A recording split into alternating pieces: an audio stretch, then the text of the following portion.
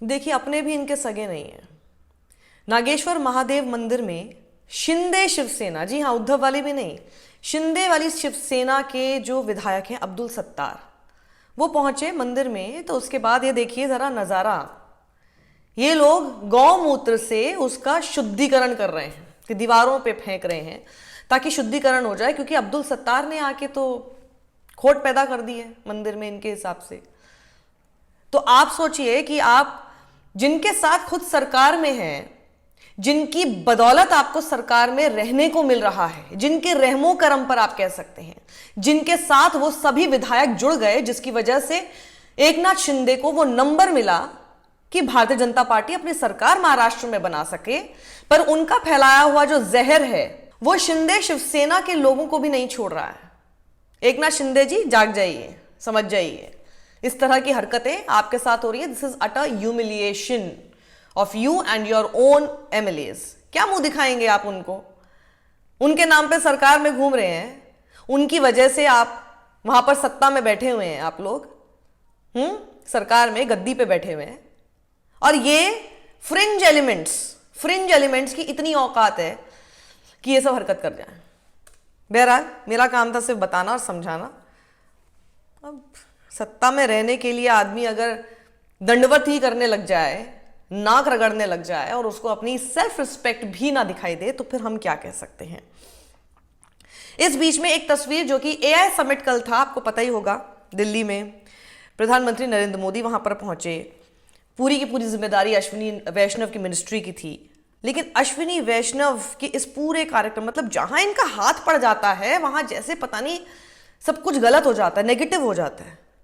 अश्विनी वैष्णव ने जिस तरह की तैयारियां की हैं वहां पर, उसको लेकर इतनी शिकायतें हो रही हैं। पहले तो आप जरा एक ये महिला आरती सिंह का ट्वीट देखिए। आरती जर्नलिस्ट हैं, लिखती हैं कि कोई यूपीआई की वहां पे व्यवस्था ही नहीं थी, सिर्फ कैश मांगा जा रहा था फूड काउंटर पे।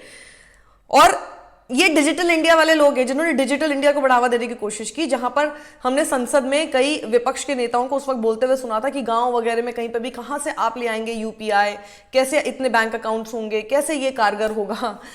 आप सोचिए दिल्ली में एक एआई समिट जो कि खुद का इनका क्रिएट किया हुआ है, खड़ा किया हुआ है, वहां पर भी डिजिटल इंडिया नहीं चल रहा, वहां पे कैश ले रहे हैं। वो लिखती है, my friend totally frustrated after standing in a long Q messaged me this. अब देखो, फ्रस्ट्रेट तो कोई भी हो जाएगा ना, जो सोच के जाएंगे भैया मोदी सरकार का इवेंट है, वहां कैसे डिजिटल इंडिया नहीं चलेगा, वहां कैसे यूपीआई नहीं चलेगा, और पता चले चिल्लड़ वहां पे ढूंढने पड़ रहे, इतने लेकर ही नहीं आया। वहीं अश्विनी वैष्णव ने एक ट्वीट किया जिसको ऐसा लगता है कि यूजर्स ने ही ऐसा उसके बारे में बता दिया कि ट्विटर को उसमें एक रीडर्स कॉन्टेक्स्ट डालना पड़ा। खुद ही अश्विनी वैष्णव एक्सपोज होते हुए नजर आए। लिखते हैं, India's decisive stride into the AI powered future. PM Narendra Modi ji inaugurated the India AI impact expo 2026 today. Bharat Mandapam की उन्होंने ये तस्वीर डाली, जहां पर नीचे readers added context they thought people might want to know में क्या लिखा आ रहा है, इंडिया रैंक करता है in overall AI development rankings में 10वें नंबर पर। The most populous country in the world, जहां पर सबसे ज्यादा पॉपुलेशन है, does not have its own LLM models. वहीं और ना ही ये अपने खुद के चिप मैन्युफैक्चर करते हैं, डेटा सेंटर्स भी इंपोर्टेड हैं, खुद के नहीं है इनके। ऑर्गेनाइजिंग एक ऐसा इवेंट जो कि सिर्फ पीआर के लिए है, उसको आप एआई में स्ट्राइड्स नहीं कह सकते, अश्विनी वैष्णव। और इसको उन्होंने लिंक के साथ नीचे स्टैनफोर्ड एजुकेशन का जो न्यूज ग्लोबल लिंक है वो उन्होंने वहां पे पोस्ट किया हुआ है, विकिपीडिया का लिंक वहां पे पोस्ट किया हुआ है। वहीं कांग्रेस की राष्ट्रीय प्रवक्ता सुप्रिया श्रीनेत लिखती हैं, horrifying chaos at AI summit. उन्होंने खबर दी है कि बहुत सारा केओस वहां पर देखने को मिला। Turned into PM Modi security fortress and photo op. कैसे? मेन हॉल जो था उसको क्लियर किया गया पीएम के विजिट के लिए। एग्जिबिटर्स थे जो उन लोगों को एग्जिट कराना पड़ा अपने ही पेड स्टॉल से। जो फाउंडर्स थे उनके सामान, उनके प्रोडक्ट्स वहां से चोरी हो गए। डेमोज जो थे वो फेल हो रहे थे क्योंकि अनस्टेबल इंटरनेट वहां पर था। आर लॉन्ग एंट्री क्यूज लगे हुए थे। कोई कीज अलाउड ही नहीं थी, जैसे कि बाइक या गाड़ी की कोई चाबी हो तो लोग कैसे आएंगे, कैसे आएंगे और फिर अपनी चाबी कहां छोड़ेंगे। लैपटॉप या कैमरास बैन किए गए थे इस टेक इवेंट पर, और कैश ओनली था समिट पर। मेन ऑर्गेनाइजर कौन था? जैसे कि मैंने आपको बताया, ministry of electronics and information technology. वहीं आगे वो लिखती हैं, this management and absolute disaster is embarrassing for India and our global AI push. Reel minister, आपको पता ही है ना कि इनको रील मिनिस्टर कहा जाता है, अश्विनी वैष्णव को। Reel minister Ashwini Vaishnaw, who will you blame for this?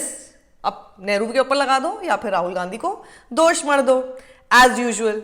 सबसे अच्छा इन लोगों का तरीका ये करने का। वहीं एक मैं आपको और खबर बताती हूं, हाईकोर्ट ने कंटेम्प्ट नोटिस दिया है बरेली के डीएम एसएसपी को, इसलिए कि प्राइवेट घर में, अपने प्राइवेट प्रेमिसेस में कुछ मुसलमानों को नमाज नहीं अदा करने दी गई, और इसको कोर्ट ने कंटेम्प्ट पाया है। और 11 मार्च की अगली तारीख है जिस पर और सुनवाई होनी है। इलाहाबाद हाईकोर्ट ने कंटेम्प्ट नोटिस बरेली के डीएम रविंद्र कुमार और सीनियर सुपरिटेंडेंट ऑफ पुलिस अनुराग आर्या को इसलिए दिया है कि उनके ऊपर आरोप यह है कि उन्होंने कुछ मुसलमानों को, जैसे मैंने बताया आपको, मोहम्मदगंज के गांव में एक घर के अंदर नमाज अदा करने नहीं दी।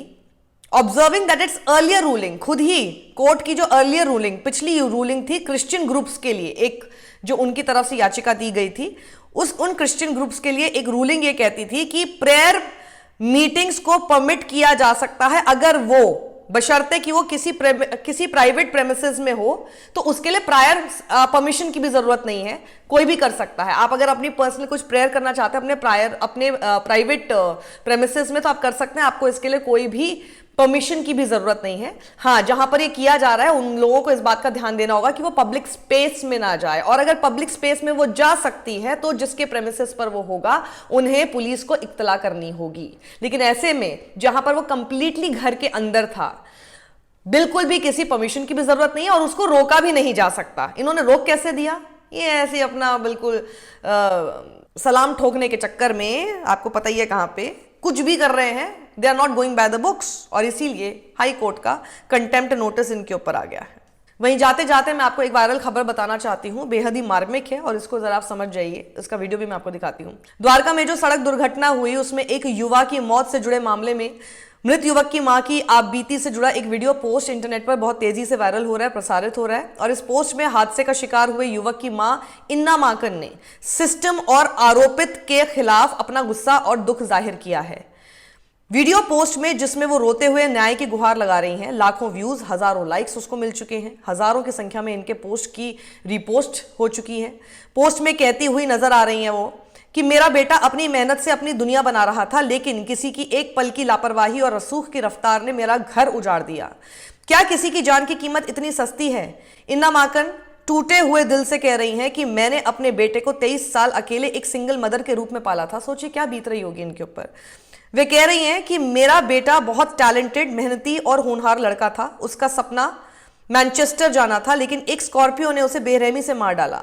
उनका आरोप है कि चालक बिना लाइसेंस के था, उसकी बहन के साथ स्पीड पर फन रील्स बना रहा था। रील के चक्कर में ये सारी चीजें हुई। वीडियो में ये कह रही हैं कि मैं हेल्पलेस मदर हूं, मेरे बेटे की जान चली गई, लेकिन न्याय कहां है? मैं लोगों से अपील करती हूं कि मेरी मदद करें, न्याय दिलवाएं। इना साहिल दनेशरा की मदर, सिंगल पेरेंट। मैंने अपने बच्चे को 23 साल से एज ए सिंगल मदर पाला है, और एक रईसजादे की स्कॉर्पियो जो कि स्पीड की रील और स्टंट मारने के लिए अपने घर से गाड़ी लेके निकले थे, अनलाइसेंस्ड। उस लड़के को गाड़ी चलानी भी नहीं आती, ही वॉज अनलाइसेंस्ड ड्राइवर। उसने 3 फरवरी को मेरे मासूम बच्चे को अपनी गाड़ी से ऑन द स्पॉट उड़ा दिया। मेरे बच्चे को उड़ा दिया उसने। I am a helpless mother alone. I request all media and people of Dwarka to come forward to help me, please. I request, I beg as a mother, please save your children. Please save your children and help me also. Please come forward. तो आपको मैं बता दूं कि 3 फरवरी की घटना बताई जा रही है दिल्ली के द्वारका सेक्टर 11 की। एक स्कॉर्पियो ने पहले एक टैक्सी को टक्कर मारी, फिर साहिल की बाइक को कुचल दिया और साहिल की मौके पर मौत हो गई, और ये सब कुछ किया गया फन रील्स बनाने के नाम पर। सोचिए हम कितने लापरवाह हो गए हैं। इस वीडियो को ज़्यादा से ज़्यादा लोगों तक पहुंचाइए। कई सारी खबरें, इंपॉर्टेंट न्यूज़ मैंने इसमें शेयर की हैं, हर एक तक पहुंचनी चाहिए। सत्यमेव जयते।